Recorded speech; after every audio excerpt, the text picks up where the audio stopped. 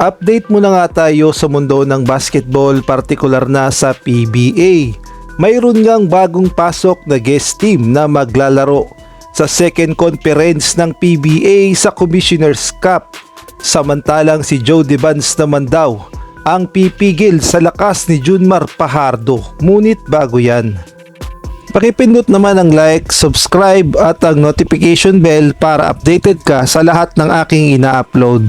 At kung gusto mong magpa-member sa aking channel ay pindutin mo lamang ang join at automatic ka na sa mga shoutout. At shoutout muna nga tayo dito kay Tsobeba Lamaldita, Edmond Cubal Supnet, Nel Herbito, Chodoro Alonso, Catherine Vigilia, Jobel Orot, Mario Martir, Kuya Moto TV at si Jamie Amadar. Nagkaharap nga sa do or die quarterfinals ang Converge Fiber Xers at ang San Miguel Beermen na alam naman nating lahat na tumabla sa standing sa 2-2 at best of 5 series nga ang kanilang pinaglalabanan, kaya naman sa kanilang huling paghaharap ay napakainit at talaga namang palaban at hindi rin sumuko ang Converge Fiber Xers laban nga dito sa San Miguel Beermen na mayroong Abay Junmar Fajardo at idagdag mo pa ang kanilang import na si EJ Anoski. Kaya naman bandang huli ang resulta ay panalo pa rin ang San Miguel Beermen kontra nga sa Converge Fiber Xers sa final score na 109-105. At eto ngang si Abay the Kraken Junmar Fajardo ang masasabi nating tumulong sa San Miguel Beermen upang makapasok sa semifinals. Si Abay nga ay umiscore ng 40 points at 24 rebounds. Sobrang halimaw nga na performance yan at para na ring import ang kanyang galawan. At dahil nga pasok na sa semifinals ang San Miguel Beermen ay makakaharap nila ang kanilang sister company na Barangay Ginebra. At ang unang paghaharap ng Barangay Ginebra at San Miguel Beermen ay mangyayari sa October 9, Wednesday na gaganapin sa PhilSports Arena, 5 PM at ang paglalabanan nga nila ay best of 7 series. At masasabi nga nating mabigat talaga ang laban na ito dahil parehong palaban ang Barangay Ginebra at ang San Miguel Beermen. Ngunit ang kanilang tapatan ay hindi na nga bago dahil halos nakakaharap naman talaga ang dalawa na ito pagdating sa semifinals, quarterfinals o sa finals man ng PBA. Kaya naman magkakasubukan na lang talaga ng diskarte at galing, partikular na sa mga coach.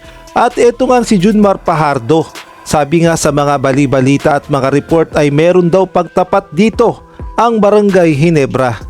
At ang sinasabi nga na pwedeng ipagtapat walang iba kundi itong si Jody Vance. Kaya daw kinuha ito muli ng Barangay Ginebra dahil ipagtatapat daw kay Junmar Fajardo. Ang tanong, mabantayan kaya ni Jody Vance ang lakas ni Junmar Fajardo? At kung kayo naman ang tatanungin, sa tingin nyo, kakayanin kayang bantayan ni Jody Vance ang laki ni Junmar Fajardo pagdating sa semifinals? Maaari kayong magbigay ng komento sa comment section. At sa ibang balita naman, ayon nga dito kay Commissioner Willie Marshall, sa second conference ng PBA sa Commissioner's Cup ay magkakaroon ng bagong guest team. At eto nga, ang Hong Kong Eastern Long Lion. At mukha ngang meron ng pag-uusap sa PBA at gayon na rin sa mga opisyales ng Hong Kong Eastern Long Lion. Ngunit ayon nga sa mga report, eto nga si Commissioner Willie Marshall ay nagbigay ng rules na gagamit lamang ng isang import ang Eastern Long Lion at unlimited height naman yon. Kaya naman pakinggan natin ang buong sinabi ni Commissioner Willie Marshall sa pagpasok ng Hong Kong Eastern Long Lion sa PBA as guest team. Go!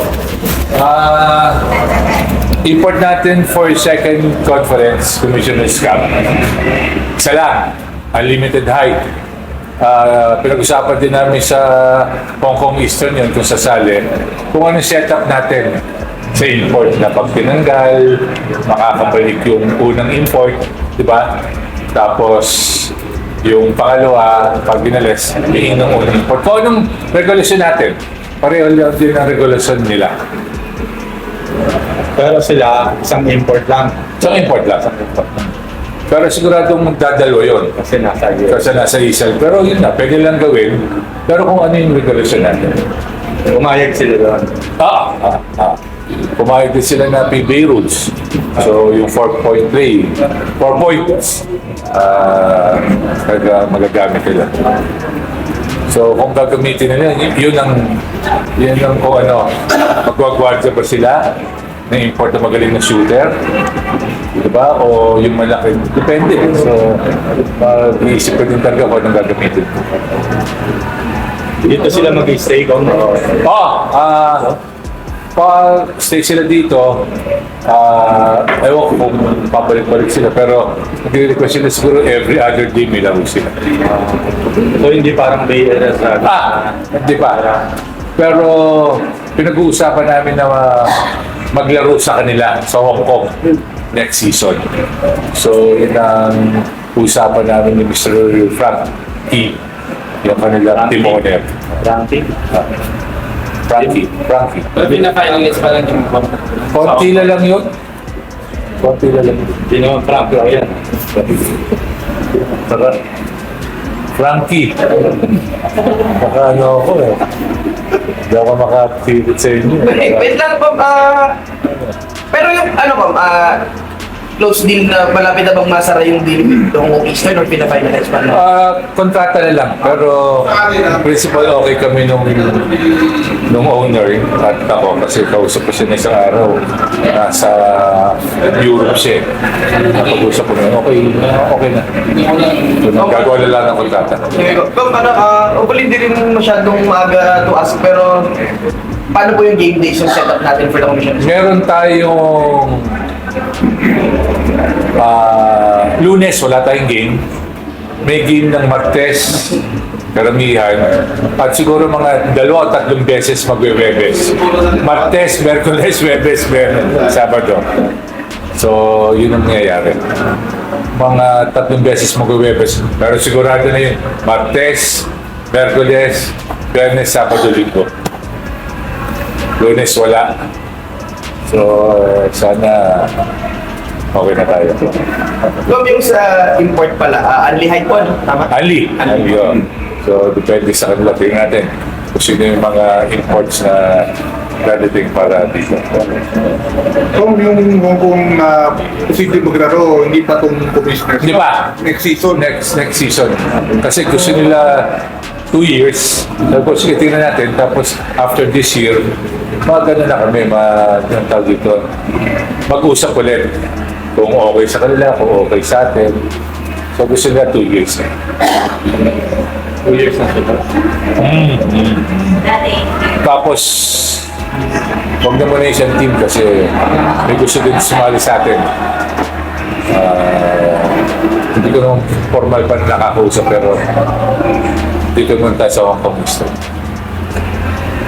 Paano yun kung may game sa Hong Kong? Sa next season. Next season. Wag, hindi muna this season. Hindi this conference. Okay. Hindi this coming conference. By next season. Yung 50th, season 50. Oo.